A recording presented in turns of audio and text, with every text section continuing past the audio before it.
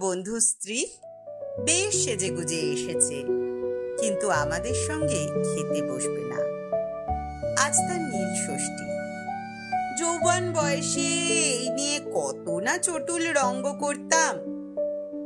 এখন শুধু একটা পাতলা হাসি। অন্যের বিশ্বাসে নাকি আঘাত দিতে নেই। আরেক বন্ধু যে প্রথম আমায় ছাত্র রাজনীতিতে টেনেছিল, তার আঙুলে দেখি একটা নতুন পাথর বসানো আংটি। আমার কুঞ্চিত ভুরু দেখে সে দুর্বল গলায় বলল, শরীরটা ভালো যাচ্ছে না, তাই শাশুড়ি এটা পড়তে বললেন। মুনস্টোন না বলা যায় না। আমার মনে হলো এ যেন আমারই নিজস্ব পরাজয়। শ্রদ্ধেয় অধ্যাপকের বাড়ি মাঝে মাঝে যাই তার আলাপচারি শুনতে। এখনো কত কিছু শেখার আছে।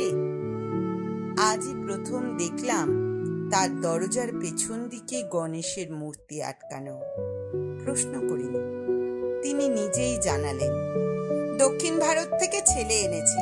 কি দারুণ কাজ না? সুন্দর মূর্তির স্থান শোকেসের বদলে দরজার উপরে কেন বলিনি সে কথা। সেই ফুক্কুরির বয়স আর নেই। বয়স হয়েছে তাই হেরে যাচ্ছি, অনবরত হেরে যাচ্ছি। অন্যের বিশ্বাসে আঘাত দিতে নেই, অন্যের বিশ্বাসে আঘাত দিতে নেই। চতুর্দিকে এত বিশ্বাস, দিন দিন বেড়ে যাচ্ছে। কত রকম বিশ্বাস।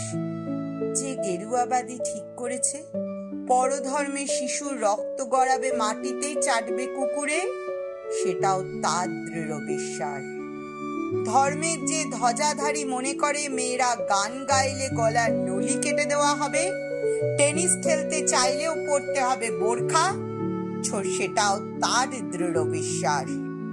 যে পেটে বোমা বেঁধে যাচ্ছে ধ্বংসের দিকে, যে পেশি ফুলিয়ে দেত হাসি হেসে পদানত করতে চাইছে গোটা বিশ্বকে, এরা সবাই তো বিশ্বাসীর দল। সবাই বিশ্বাসী বিশ্বাসী বিশ্বাসী। একবার ভাঙা গলায় বলতে ইচ্ছা করে, অবিশ্বাসীর দল জাগো, দুনিয়া সর্বহারা অবিশ্বাসীরা এক হও।